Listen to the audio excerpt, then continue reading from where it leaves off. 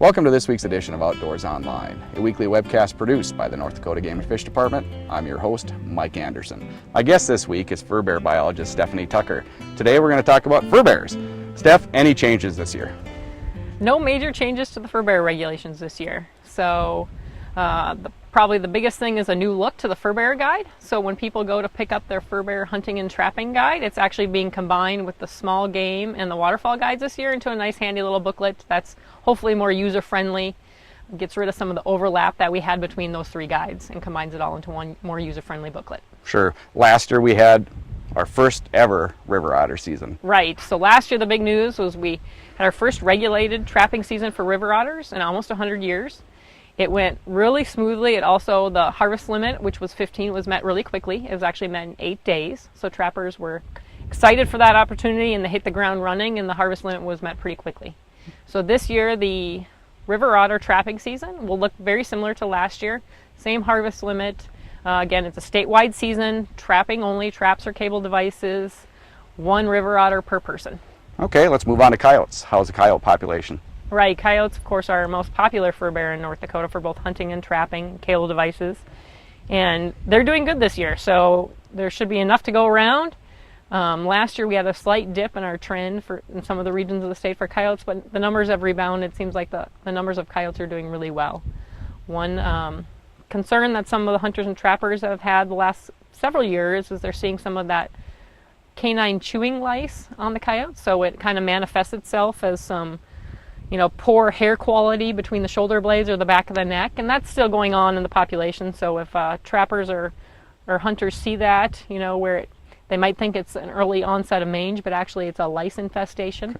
If they see that, it's nothing to worry about. It won't actually kill the coyote, but it does usually devalue the pelt. But if they see that out there, that's what's going on. Okay, how about muskrats? Muskrats, also very popular fur bear in North Dakota. Unfortunately, we have about a 10 or 11 year boom bust cycle for muskrats in the state. And a few years ago we dropped down to the bottom of the cycle. We're still down pretty low. The numbers really haven't rebounded the last couple of years. I'm sure last summer's drought did not help muskrat reproduction at all and help them climb back up out of the bottom of that cycle, but we'll keep our eye on it. Hopefully in the next couple of years they'll start ticking back up.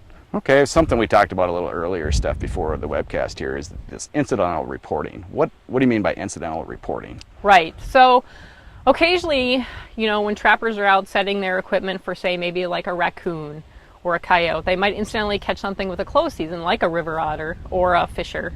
And if that is the case, and they're doing everything legal, they have, they're legally trapping within our regulations, we need them to call and report that incidental and turn that carcass. We get a lot of really valuable information from those carcasses of incidentals, and that goes into our population models that we use to monitor trends to see if numbers are going up and down.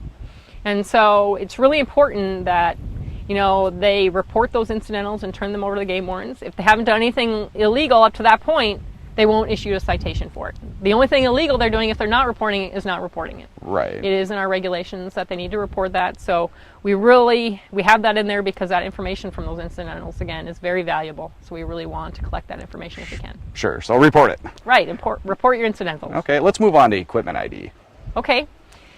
Last year, there was a change in a couple of areas. One is we changed the state law so that you could use an equipment ID number instead of your name, address, and telephone number on snare tags. So in North Dakota, cable devices or snares all need to be tagged. And in state law, it had said you need to use your name, address, and telephone number. But a couple years ago, we made the changes so that you could also use, instead of your name, address, and telephone number, you could use an equipment registration number. And you just get that number by going onto our website. That number stays with you for life.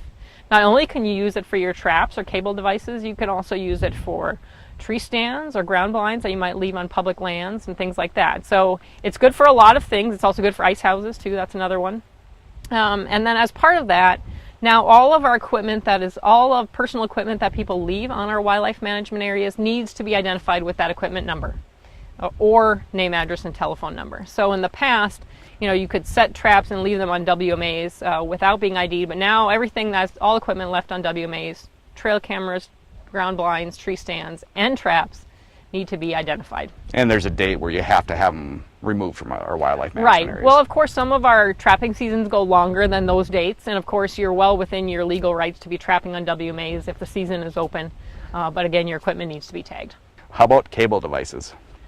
Right. So cable devices, again, whether you're on public land or not, they need to be identified with, again, your name, address, telephone number, your equipment registration number, ID number. The other thing with cable devices we like to remind people of is we do have a whole host of regulations that are specific to cable devices. Know those regulations, be sure you understand them. They all have a purpose. Most of their purposes is to reduce or prevent non-target take with cable devices. A lot of cable devices are lethal devices in North Dakota. So we take an extra step towards adding some regulations in there to prevent lethal take of non-targets. And as part of that, one of those regulations says that your cable devices must disassemble at 350 pounds pull or greater. So they must disassemble if you accidentally catch something big like a deer or an elk or somebody's livestock. And then those animals pull on that cable device and it just simply disassembles and the animal is free to go on its way. Right. And one thing that people should keep in mind is that they should really test whether they're home assembling cable devices or buy cable devices. Ask the person supplying you with cable devices if they've been tested to disassemble at 350 pounds. If they're not sure and they want to make sure, we will test those for free. So to make sure they're in compliance with our regulation for 350 pounds pull or less, they can send cable devices into us for free and we will test them for them. So we just make sure everybody's in compliance with that. Okay, how about mountain lions? Right. So mountain lions, that's a perfect example of an animal that could get caught in a cable device. And if it didn't have that 350 pound pull disassembly or wasn't equipped with that, you might accidentally lethally take a mountain lion, and we don't want that to happen to you. But mountain lions is a hunting only season in North Dakota. So last year's season was similar to the season prior to that. We had a harvest limit of 15, split up into a couple zones and a couple early and late seasons. No changes to the season structure this year. Last year's season, the early season in Zone 1, the harvest limit was not met.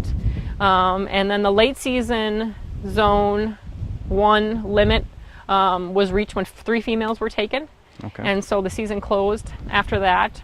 Something that was kind of interesting though last year was we had quite a few, more than usual I should say, not quite a few, but more than usual, we had 6 mountain lions taken in Zone 2, which is the area outside of the Badlands, outside of our breeding range. And so we know that mountain lions are breeding and reproducing and their core habitat is in the Badlands of North Dakota.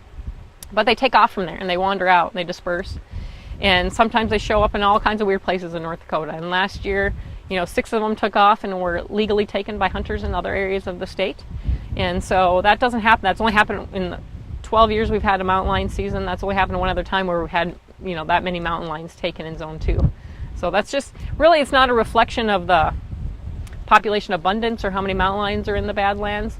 That's a naturally ingrained desire for mountain lions to disperse at a certain age. And so some take off and some get harvested in the process. Right. Let's move on to the fur harvester education classes that are coming up in mid-August here. Right. So our department, in cooperation with the North Dakota Fur Hunters and Trappers Association, offer a 16-hour education program about hunting and trapping and all things furbearer, including fur handling. It's a free class to anybody who wants to take it. There's typically classes every August, September offered in Bismarck, Dickinson, and Jamestown. And so they should go on our website to see when those classes are offered and sign up. Typically the classes don't fill up, and so there's usually room available if anybody wants to learn about, you learn about trapping from big to little. You learn about all the furbearers, all the different equipment used to catch all the different furbearers, how to take care of your fur after you've caught it, and all the regulations. So it's a really informative class, and again, it's free to the public, and it's usually offered about this time of year. So it's good for beginners and people that have experience. Absolutely. Fur harvester education is not required in North Dakota, so this is a voluntary program. But if you do want to go trapping in another state that requires fur harvester education, our certification is reciprocal. So it would be honored in those states as well. So that's another reason that somebody might be interested in taking it. A lot of good information, Steph. Thank you. You're welcome. For more information on hunting and trapping furbearers in North Dakota, go to the Game and Fish website at gf.nd.gov or pick up a 2018-2019 hunting and trapping guide. For fur bear biologist Steph Tucker and the rest of the staff here at the Game and Fish Department, Thanks for joining us for this week's Outdoors Online. We'll see you again next week.